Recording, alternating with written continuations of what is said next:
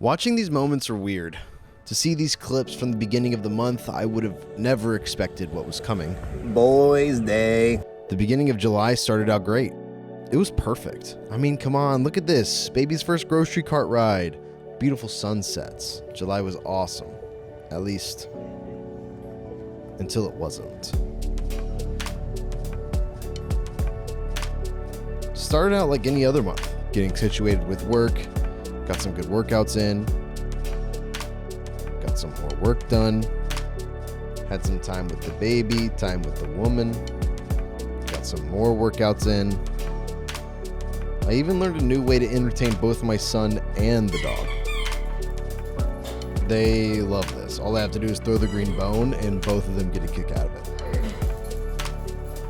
4th of July weekend was full of parades, beautiful skies, time at the pool, and the freedom to relax. In fact, I didn't realize how much of these shots were taken on the 4th of July. I was going crazy with the camera, and I've been ruthless with my edit, and still almost half of this video is a recap. I love 4th of July. I don't celebrate it well, but I love it. In fact, I used to be super lazy when it came to 4th of July.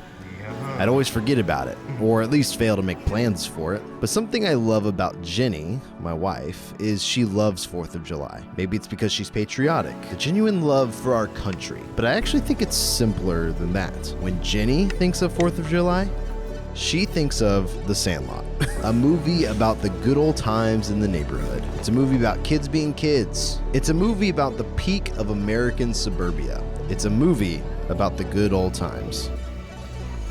And that's why I love the 4th of July too. It's a celebration of the simpler times, when things were good, when there was no pain, responsibility, or heartbreak. The only things that exist are the good ones. It's also the one day out of the year when you're encouraged to shoot pyrotechnics at home.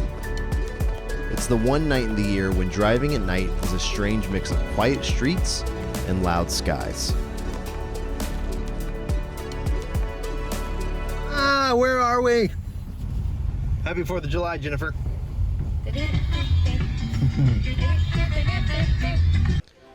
An incredible perk of 4th of July is also something called the 4th of July weekend. The lucky day when 4th of July falls on a Thursday, Friday, Monday, or Tuesday, and we just go ahead and call off the rest of the work week. God forbid Independence Day fall on a Wednesday. But having a 4-day weekend was luring me into a cruel trap for the month. The trap of expectations. The trap of regularity. A trap that says life is always going to be like this.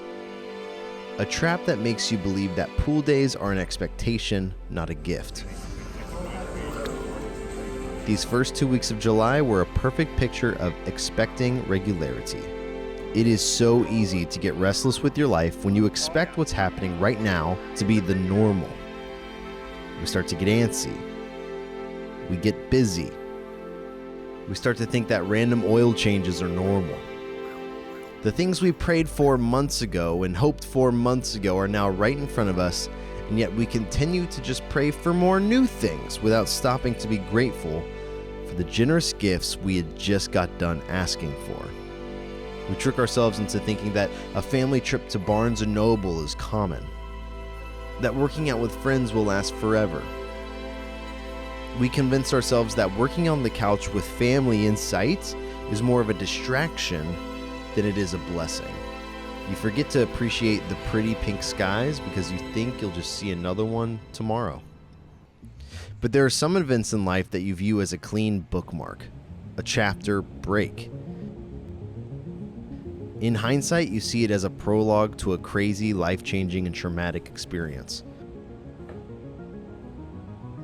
And you start to think, man, if only we knew what was coming. I went to camp with our high school students for church camp this year, and it would end up leading to a horrifying moment for my family. But it's funny. The hard moments are usually interlaced and preceded by beautiful memories. Yo, we're out here at Buc-ee's and it's lit. Being at this camp with my 11th grade guys was incredible. I got to see some serious life change and breakthrough happen through them.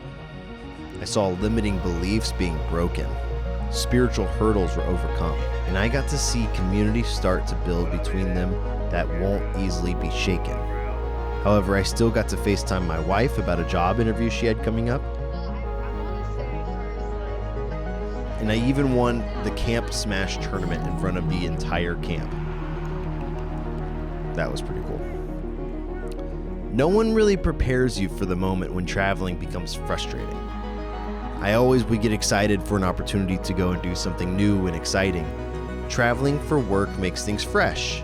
Traveling to a camp for a week is an escape from responsibility. But when you start to build a family, each new addition makes it a little bit more difficult to leave and makes it more difficult to be present. You start to miss your family so much that you forget why you found it important to travel in the first place. For camp, I knew it was important to be with these kids. In the midst of my aching to see my son and wife, I heard some of the most beautiful testimonies that literally brought tears to my eyes and overwhelmed my soul. I got to connect intentionally with students who needed a listening ear and a supportive hug. I'm grateful for my time at camp. Please hear that. But very quickly, I finished camp and got to see my family on the way home. Little did we know we were about to experience heartbreak. Over the next 48 hours, I got sick with COVID. We traveled back from Atlanta to Florida, and I recovered at my in-laws' house. Everything was great. And then this happened. Our son stopped breathing. I did CPR, and the paramedics came to pick him up.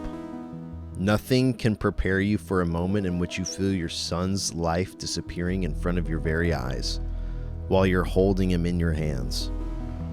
Through the grace of God, we were able to get him to a hospital and eventually transferred to Nemours Children's Hospital in Florida. This would be our home for about a week, and it was a struggle. But it left us looking back and dreaming about the good old times. It had us feeling grateful and appreciative for every moment because we didn't know if we would get it again. And it made us realize how important it is to soak up every moment with family and friends in this life. It's much too fragile for us to take anything on this earth for granted. The only thing that separates our life from our death is our breath.